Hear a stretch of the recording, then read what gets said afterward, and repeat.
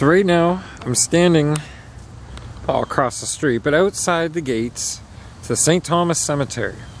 Pretty sure that's the actual name. This is one of the first cemeteries in St. Thomas. Well, not quite. Some of the first cemeteries in St. Thomas were moved here to this cemetery. Holy Angels Church, when it was built, had a cemetery out back. And then when it became St. Joe's High School, or maybe somewhere in between then, the cemetery was relocated here. And now I don't know if it's true, but rumor is at the end of Palm Street there was a cemetery back there. No? Palm Street?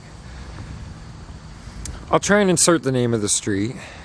Maybe Mary Street. It was somewhere in over there. There's an old folks home back there now, or was. And those graves also, because there was a cemetery back there. It's the north side of St. Thomas, south side of St. George, or no. Wow, guys, I got this really off. South side of the athletic park, but it's on the north side of town. Yeah, I'm really drawing at Pearl Street. Yes, the end of Pearl Street. I know, that was a really unthought out way of describing it, but this is just kind of a whim of it. I'm out of the loop of filming right now. Griffin has an amazing looking, look at that, giant cross with a lamenting angel, or just a sad angel. Alright guys, if you don't know, Random Andrew here. I have not been filming a lot of videos lately. You could say that this might be where my YouTube channel will be found if I don't start getting back on it. Now, I can't do much in the way of RC videos. Those of you who don't know, and those of you who do, I actually broke my femur, an open fracture, and my hip, a closed fracture. Now I've got titanium in me. It's taken me the better part of 9 months just to get back to walking like this. Now that I can walk comfortably, we're going to wander around. We're going to check out, we're going to get back into the graveyard videos, the cemetery tours. And we're going to wander around and check out, obviously there is a crap ton of graves here. We won't get to see the names on all of them, but we're going to look around and see if we can see some names that we might recognize, or some of the larger, more elegant headstones. Right now I actually see a name, so let's start it off right over here. Ponsford is a name that always sticks out for me when it comes to St. Thomas, because one of our fire chiefs, fire captains back then was a Ponsford, who was involved with the raining fire incident here in St. Thomas. Here we have Herman G. Ponsford, died July 16th, 1887. 31 years old, 3 months and 2 days. It's a nice pillar style. We have Jeannie, Jenny, Jennie, Ramsey. She was 1850 something when she was born. Died in 1923. I'm not going to pick any main direction or anything. We are just going to literally treat it like my channel, and it'll just be random. We'll just randomly go through and we'll have some looks. There's a whole lot of Ponsfords right here. I'm wondering if one of these is the Ponsford who died during that accident. It would have been 1880 something when it happened. As a George, oh, he only lived a year. 81 to 82, 1881 to 1882. All right, we're gonna kind of mosey back this way. I see a lot of these aluminum style pillars. They're not aluminum style, they're made of aluminum. They shall last a long, long time. Dante, 1862, Butler. Dante Butler. Now, to just turn around and find the oldest graves in here, there's 1888 over there, Clark.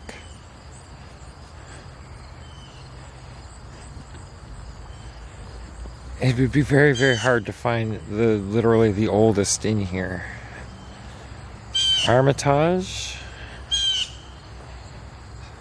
September 8th, 1924. Oh, that's hard to read. Something about sleeping.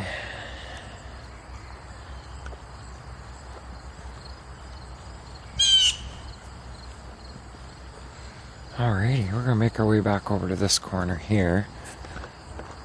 Now, one would think, through a certain amount of wandering,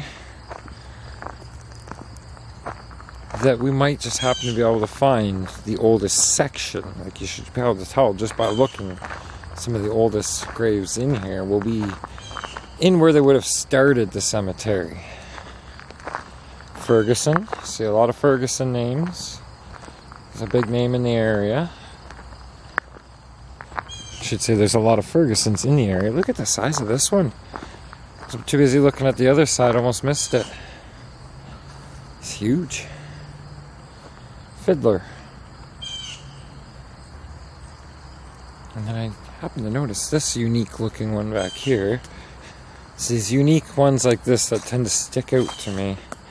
Andrew Tisdale. Passed away in 1944, and wife Opal, 1958. It's one of the most peaceful places I find that you could still, just about any town you go to, you want peace and quiet, cemetery.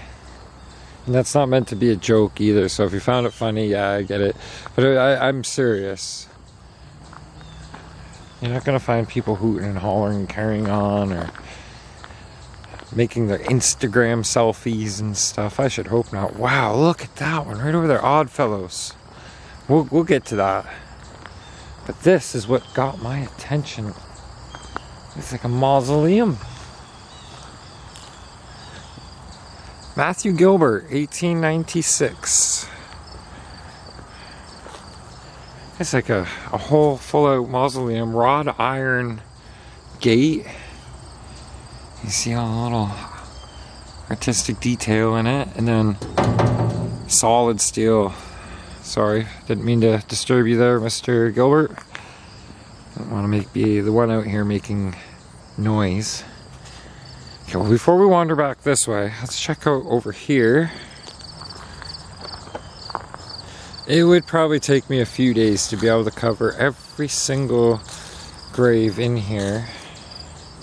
We've got a lot of these in-ground plaques, stones as well. I see a couple of older looking ones here. Ooh, won't even be able to read it.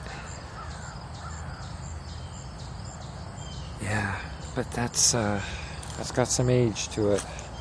And there's another one up here, and I see an American flag hanging off us, so we're gonna go have us a look. This polished marble. Kind of a basic shape in itself, but it's what makes it stand out.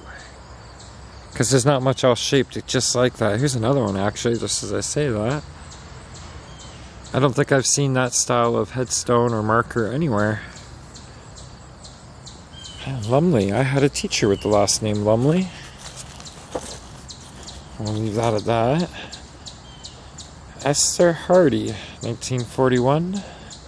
And here is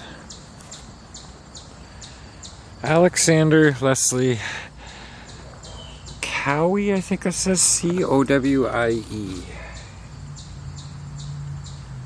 New York, Sergeant, U.S. Marine Corps, passed away in 1933.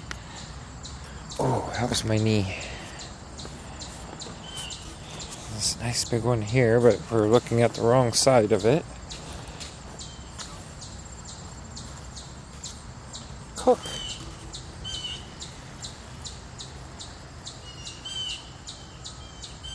There we go. Alrighty. Well, let's start making our way back towards the west. This here, look at that. Avro Arrow. Or Avro Arrow. No, made by Avro Lancaster. Avro Lancaster. I can just hear all the aviation enthusiasts shaking their fists at me. How could you get that wrong? This is because when I say Avro, the first thing that usually comes out of my mouth after Avro is arrow. D-E-W. Alright, so as we make our way onward this way, oh, that's horrible to see. This guy's got a little plaque here. John Charles Alexander, 91st Battalion. He was 17 when he passed in 1917. And some other family members. This is what caught my eye here, though. It's his name right engraved in it. John Charles Alexander. It's like a Greek coin or something.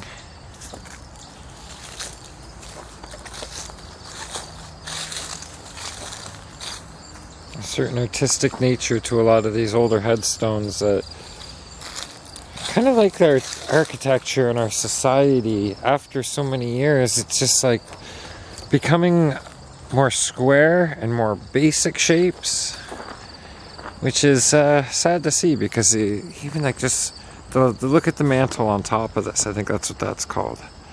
You know, it's got some shape and some design to it. Alright.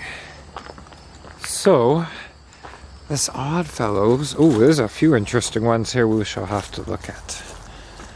Look at this. I bet this guy was a mason or something. Edith Schramm and Ernest Schramm. Well, let's look at this bit of artwork underneath the statue, because there's a statue up top.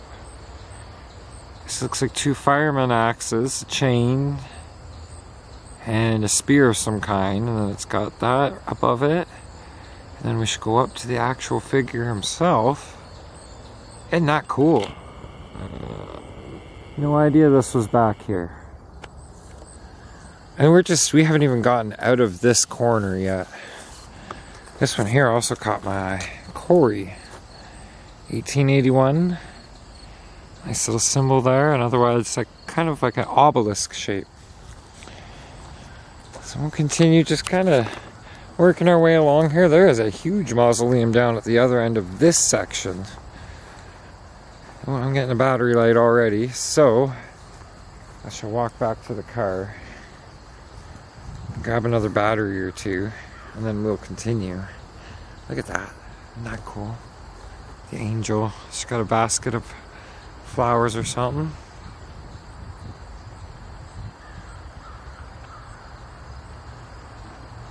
Wow, there is some nice historic looking graves back here. As I'm walking along, I happen to come across this one. It's only 1885, Great Scott, Richard Ward. But it's down like that. It just looks a little more weathered than some of the others around it. So yes, just a little further along. We may only get this one section done here today, folks, because, wow, this is a massive, massive cemetery. This one here, you cannot see what it says, but you know that it's an older one.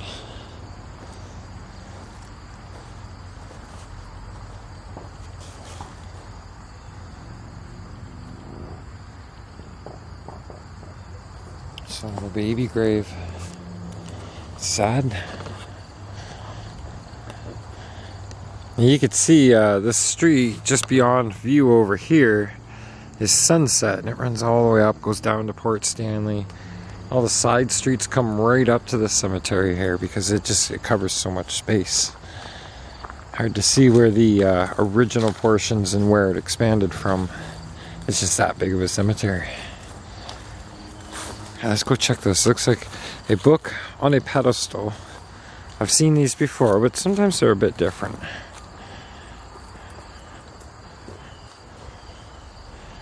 Absolutely non-readable. Oh, you gotta, once in a while look, you see the camera view look like I stagger a little bit or I misstep, and well, the ground's not the most even and it gets pretty hard on that healing hip.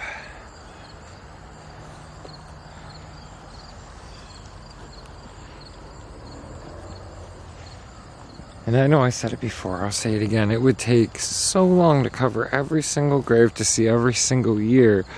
So this is more of an appreciation, see something that catches your eye, go over and check it out, kind of a cemetery walkthrough.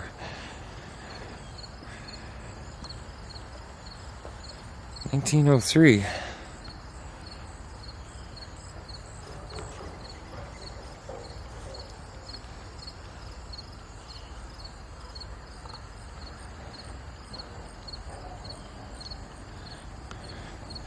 Wow, what's this all about? This looks like the cover. It actually goes on somebody's headstone. Oh, we're looking at it the wrong way. William George. Yeah, I can't read that. William George Shepherd. Right in with this tree stump here. And this here also was one of the ones I wanted to make my way over here. McIntyre. Is that not different looking or what? Let's see around this side. Here we go. Sherwood McIntyre, 1882. You see how it says down here, Hutchison Miller. Was probably the manufacturers of the stone itself.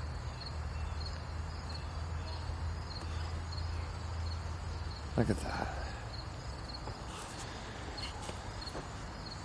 Alright, onward we shall go. I like this black stone right here. Hendershot.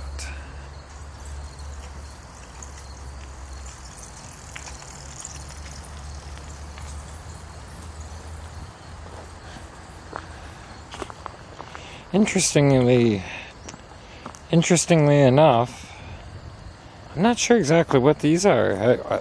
Okay, closer look, there is actually writing. This is different. I've never seen them propped up like this before. We have a corporal right here next. Right on. Oh. I'm not sure if right on is the most appropriate thing, but I mean, seeing the military, here's another military grave right over here. Interesting. Would probably be the more appropriate response. Right on. What am I thinking that? It's like a usual text response to stuff. An agreement to show it's kosher, cool, awesome, you know. There is a lot of room to cover here. So much that I do not think I will have the battery power to do this all today. That's okay. We'll be able to come back. Jack Whitfield. He was an aircraftman in the Royal Canadian Air Force until 2016, from 1921. Almost 100 years. Nowadays, I think a lot of people are lucky to even just see 60. If you made it past 60, you're doing it right. Newcomb, that's a fairly large grave there. Dalian, not sure if I'm saying that right.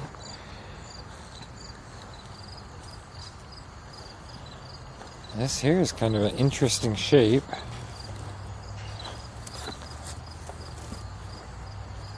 No writing to be seen. But what a neat shape that is, isn't it?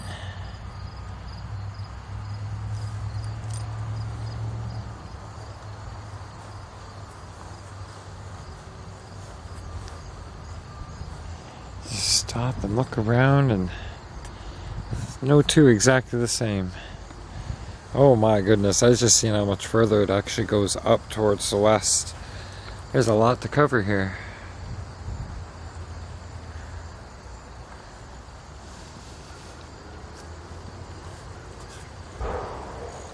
Little bench.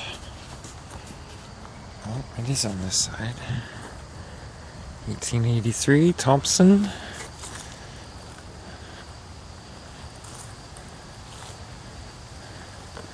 I just noticed up along this whole side too, all the way up to where the street comes up here, a whole bunch off the side.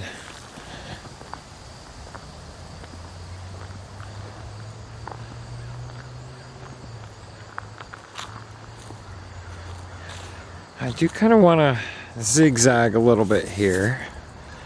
This is not the easiest ground for me to walk on. The unevenness, the non-levelness kind of really gets the hip when you find one of those hidden potholes. This here looks like a bunch of tree stumps. Is that ever cool? A family name. Can we see a family name along here? Oh, Ward. Right down here at the bottom. It's the family Ward. September 5th, 1898 or 92. Arthur Matthews, wife of Carrie Meadows and Frederick Matthews. I see more Matthews than Ward.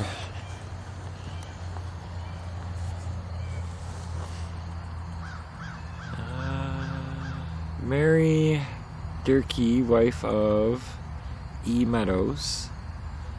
And more Meadows. E. Meadows right there. Now there's a name you don't see. Ephraim. E-P-H-R-A-I-N. Ephraim. Or Ephraim. Robert Kennedy. Not the Robert Kennedy, I'm sure. Let's go this way. There's no spider web on this side.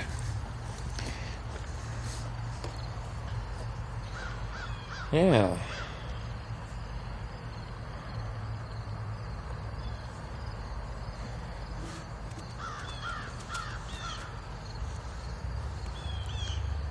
Mary, wife of James Day, who died September 1890. 1890. So I did actually, forgetting that you can drive your car through a cemetery on the roads. I forgot. I was like, you know what, this whole walking back and forth to the car, because I have batteries charging in the car off of this really awesome USB bank that a good friend helped me out with. And if you're watching, buddy, you know who you are, John. That battery bank is coming so handy, especially for charging these batteries. USB charger, you can just kind of do it on the fly. Ira Nels, 1888. We've got some porters here. It's an older style. It's simple, but I like this style. Okay, well, we're gonna zig back this way again. Forgive me if I'm missing any of the historic graves, because there are actually some historic graves here. But I would not even know where to begin looking. This is only going to be part one. There will be more parts because, well, folks, this is a massive cemetery. And once I'm just about out of battery, I am going to do a little walking around myself and have a look for the part 2 to this video. It'll be in here somewhere. No, just kidding. For part 2, I would like to be able to identify some of these historic graves, rather than just wandering around accidentally finding them. We have a local historian who I would love to get out here and help me find these things, because he knows. But he's a busy guy. Hornsberger. That last name sounds familiar. You see, it's not just about seeing the unique stones either, or the dates, trying to find the oldest ones we can find here in Canada. It's about these family names you don't hear anymore, that never spoke anymore. Oh wow, look at this. What do we have here? Who do we have here? Loving memory of James Miller McCrone, who died July 19th, 1895. To the dear memory of his wife, Matilda? There's a bunch of other stuff here. He's buried in the churchyard of the parish church. Something Hampshire, England. Yeah. Wow. That's a fairly large stone. Oh, yeah, look at that. Here's the mausoleum I was waiting to see, too. Daniel Luton, 1901. A little bit different wrought iron here. Right? This should actually be latched over like that.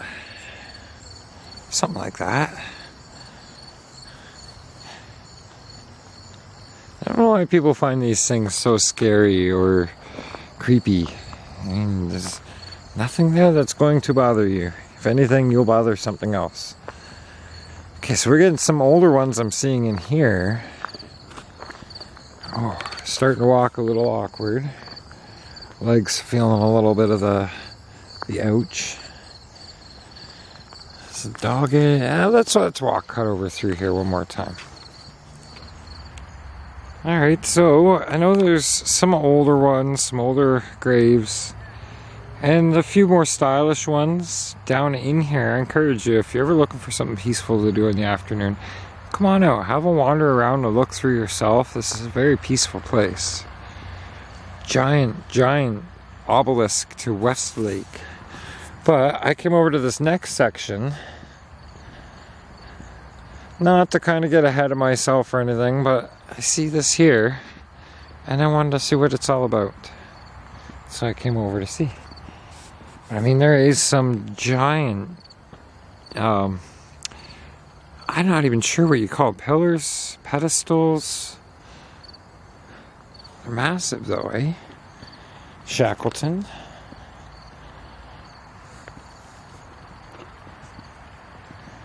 Oh, okay, so when somebody's cremated, they can have the space like this and the names remembered upon it.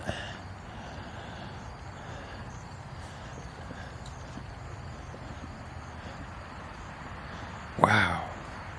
I had no idea this cemetery was actually this large. And I think this is gonna about do it for now. Maybe I'll wander around and see a couple more, and if I see anything I want to add in on the end of this particular video, I will do so. But like I said, I'm going to wander and see if I can't find the focus for the next video for part 2. This is kind of just getting out here and finally having a look. Well, let's wander this way with me a little bit. But finally getting out here and having a look at who all is out here. I've never been through here before, so it's always something new, you know?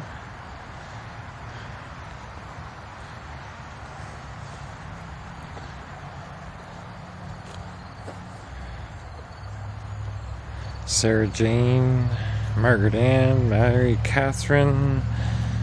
These are all pre-1900.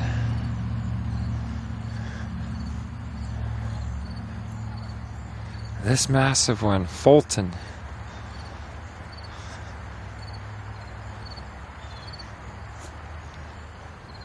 This is a giant family one, Henry Fulton, 1918. I know with that sun, it's probably hard for you guys to make out any of the writing, but I just kind of wanted to show some of the names. We've got Jackson on this side,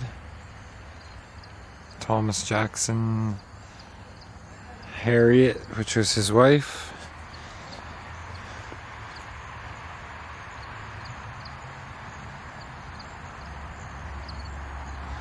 I see, like, every time I keep wanting to be like, alright, well, that's going to be enough for now, you know, close the video out. I see something else, and it's like, well, let's check this out, and let's check that out. Courtney, at rest. I love that black marble polished look. That is really nice. So these look like it could be a mix between newer and older, but more newer. Oh, and I'm getting a bit sore, but I'm enjoying myself, so I'm not giving up that easily. If you know me, you'll find the things that actually matter, I try my best not to give up on. And just realized somehow my camera got switched on its settings. But here we've got the home, ladies, B&T Society, 1876. And it has some plaques all in and around it. The ladies. Now, the graves seem to be a little bit more sparse and spaced out over here. And my batteries are still good so far, so I think maybe we'll just keep filming instead of trying to end it. So those of you who signed off early and said, no, he's ending the video, I guess you missed out. But I can only do so much walking at this point. So, you never know, there still could be a part 2. Oh wow, I'm looking up over this way as I'm walking this way, and I'm seeing other very fascinating looking resting places.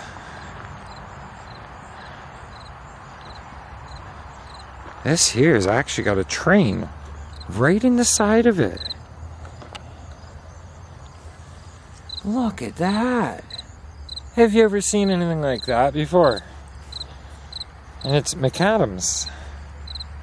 Or McAdam. There's actually a very famous young lady from this town with that last name. Rachel McAdams. Fine actress. She is a great actress. I mean, her beauty alone is top notch. I guess that's how they might say it these days. She's beautiful, but she's even more so talented. I would give anything to get her on this channel, speaking about her experiences growing up here in St. Thomas and what it's like for her now. There you go, the Honorable Mitchell Frederick Hepburn, Premier of Ontario for 1934 to 1942. Now, there's good and there's bad to be said about this guy. I ain't gonna say either because I don't really know what the good was. And if there was bad, I don't think this would be the place to discuss it. So, there it is. That's one of the historic graves that I was looking for. And here's the actual. This is kind of like a marker. But look at this. In memory of Herbert, who died.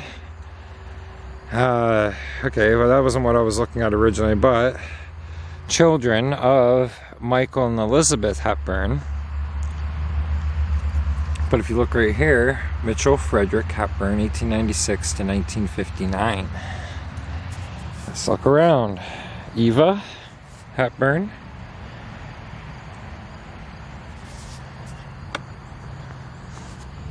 So, when you're talking about Canada and its history and stuff, Mitchell Hepburn was one of those people responsible for making this country what it is today. There's a lot of other people whose names will never get mentioned in history, but very famous grave. A very famous person buried here in St. Thomas, Mitchell Hepburn. This looks like there was a correction made at one point. Or somebody defaced it maybe and they had to correct it. Speaking of defaced graves, there is actually one near Port Stanley that we need to go see. Hey, there's Mitchell right there. He's probably in this area here somewhere. So, you know, for whatever reasons you like him or you don't, if you enjoy having this country here, you gotta thank guys like Mitchell Hepburn. It kind of feels weird to say that though, folks, because quite honestly, in my belief of the formation of the country, this country is kind of taken, you know, but that's conquest. That's how it was back then. Anyways, different subject, different video. I don't want to get into that and start a whole problem in the comments thread. Comments section. Wow. That's really clean for 1935 and 1940.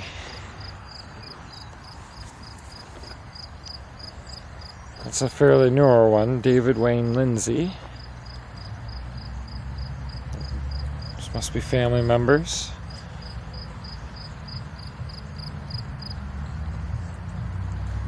So again, just kind of wandering around. Oh, let's look at Isabella Craig, 1825. I love that old white stone. So it gets built up with that carbon after so long.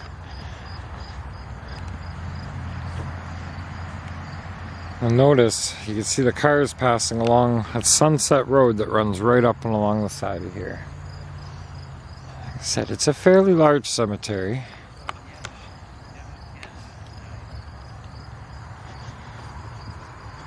And we'll just keep wandering around. This has got my eye on the ball. Oh man, getting sore though. But I'm sticking it through just for you guys. Maybe we'll see about making this one whole video. Joshua Wardell. Giant sphere up top of there. That thing's got to weigh at least a half ton or more. 1835. Really? Well, no, it says Joshua died on 1873. Maybe that was his birth year. Checking out the different names and the different dates. Alright, so let's go up towards some of these larger ones over here. Mick Alpine. Hugh Milk Alpine. 1916. It's a little harder to read just because of the colors.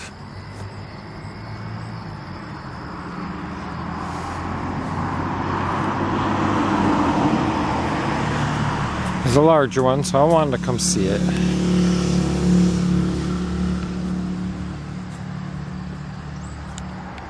That's just coming through this older section here, and you know it's older. Look at all of these specific graves of a specific style. I'm almost wondering if these were some of the relocated graves. So all kind of within the same time era, say 30 years of each other, most of them. And they're all made the same style, almost like the same company. Interesting. See, without a historian here to tell us which graves are not original to the cemetery, which ones were brought here when certain cemeteries and town graveyards had to be relocated. I bet you a historian would know. And yes, we're in the actual opposite corner than where we started. The original, probably the original entrance, or one of the original entrances. Or maybe they still use it, I don't know. Alrighty, but I think we've covered... Oh no, we haven't covered it all. I mean, there's still this whole corner back in here. But I think my hip has handled about as much walking as it can take for right now. Yes, I get out on the trails, and yes, I do some walking out on the trails. But it's usually, you know, on a trail. It's not walking on uneven grass, missing a step here and there, and getting kind of tender. I realize this is not up to par with my usual cemetery tour videos, but I've been kind of out of it lately and not really picking up the camera and doing what I do. Oh look, McNichol, 1885. Did I say 1885? That deserves a great Scott. Awesome. There's so many last names here that I've never ever heard before. There's quite a few styles of headstones that I've never seen before, and we even got to see Mitchell Hepburn's grave. I knew he was buried here, but I couldn't remember if it was him or somebody else. We need to go and cover this side one day. I think for today it's going to be enough. So from the St. Thomas Cemetery, Random Andrew coming at you. Very, very sore Random Andrew, but I'm still here. All right down in here is just wow right now. But thank you for watching.